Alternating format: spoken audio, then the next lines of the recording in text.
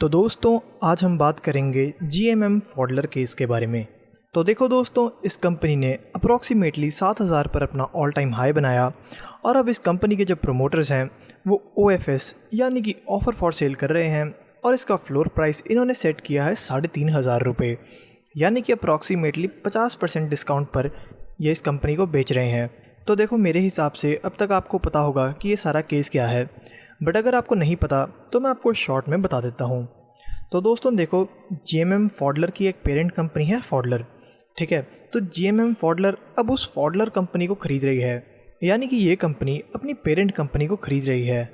और अगर हम बात करें कि जीएमएम फॉडलर के प्रोमोटर्स कौन हैं, तो उनमें से पहला तो एक फॉडलर हो गया और उस फॉडलर कंपनी के जो प्रोमोटर्स हैं उनमें से एक है डी बाग।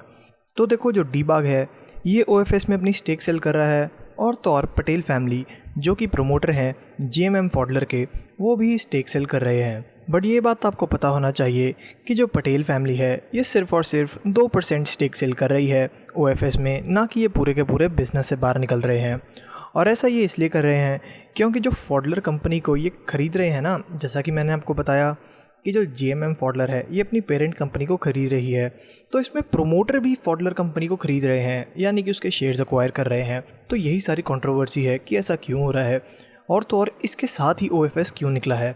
तो दोस्तों, अब मिस्टर पटेल की तरफ से क्लैरिफिकेशन आई है जिसमें उन्होंने ये कहा है कि ये स्टेक बेचने के बाद ये 3 साल के लॉक इन पीरियड में रहेंगे, यानी कि इस 3 साल के बाद ये जीएमएम फॉडलर में कोई भी स्टेक सेल नहीं करेंगे। और ये सिर्फ और सिर्फ पटेल फैमिली ही नहीं, डी बाग भी कोई भी स्टेक सेल नहीं करेगी इस ऑफ़र फॉर सेल के बाद।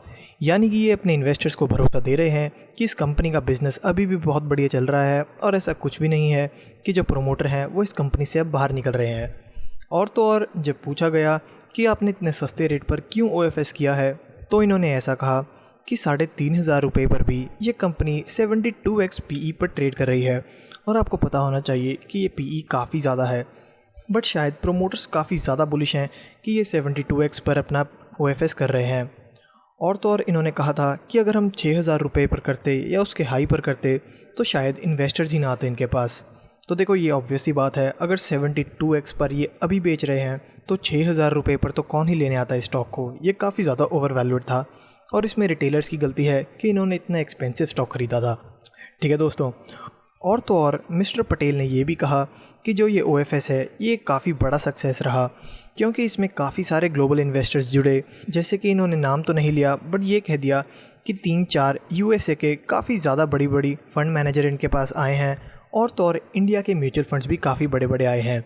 तो देखो, अगर ये इंडिया की बात कर रहे हैं तो इनमें से आपको HDFC नाम ज़रूर सुनने को मिलेगा और शायद हमें USA में मॉर्गन स्टैनली या शायद सिटी ग्रुप या शायद कोई और बड़ी बड़ी कंपनीज़ भी देखने को मिल सकती हैं। और दोस्तों, इन्होंने कहा कि जो मिस्टर पटेल हैं ये अपनी स्टेक सेल क्यों कर रहे हैं, वो इसलिए है क्योंकि ये भी पेरेंट कंपनी में अपनी स्टेक खरीदेंगे।